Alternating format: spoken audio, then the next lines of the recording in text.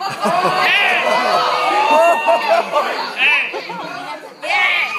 lost.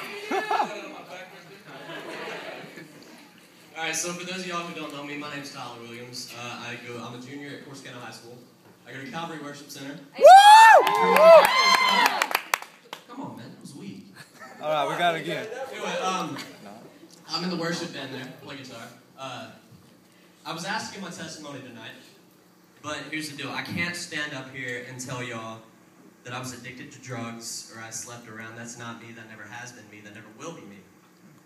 But, you know, I still worship the same God that has brought people out of situations like that.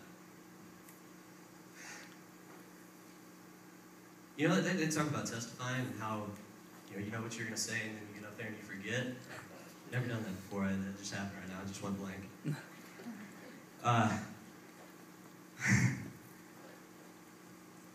Can I pull out my phone right now? Look at my notes. Yeah, come on. I'll play this off a little bit. Who is texting me at this ungodly hour?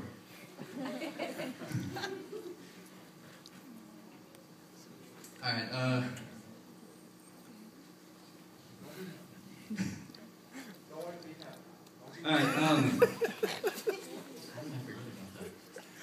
Alright, I've always been a semi-good kid. I was brought up in church most of my life, taught right from wrong. I got my butt busted whenever I didn't do right.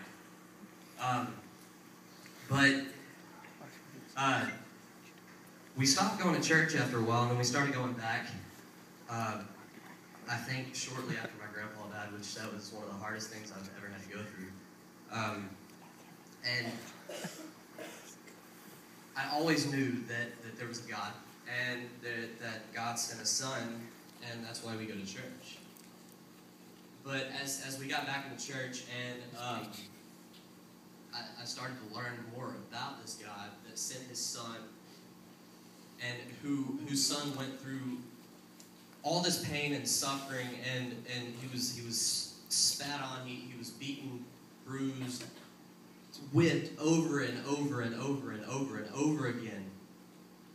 And he did all that out of love for us. And he didn't even know us.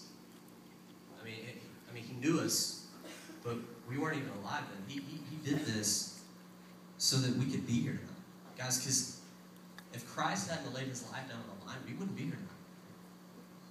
If it wasn't for Jesus, we wouldn't be here.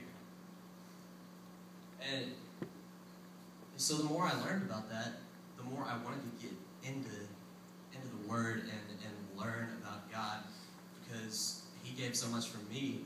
Why not commit my life to him? So the more I grew in my walk with God, the more doors opened up.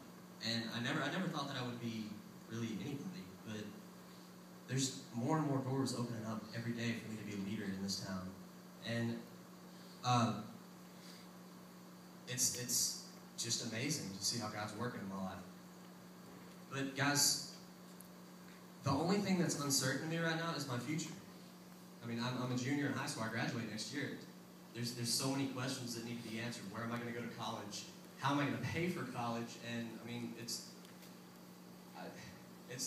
really crazy. There's so much to worry about. But absolutely, my favorite verse in the Bible is Jeremiah 29:11. It says, "For I know the plans I have for you, declares the Lord, plans to prosper you and not to harm you, plans to give you hope and a future." That sounds pretty promising to me.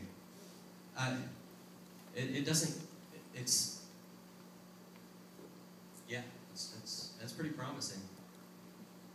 And when you look at how many people there are in this room right now, we could flip this town and our school upside down if everybody was committed and if you got involved. And there's so many people in here that have a pretty big voice in our schools.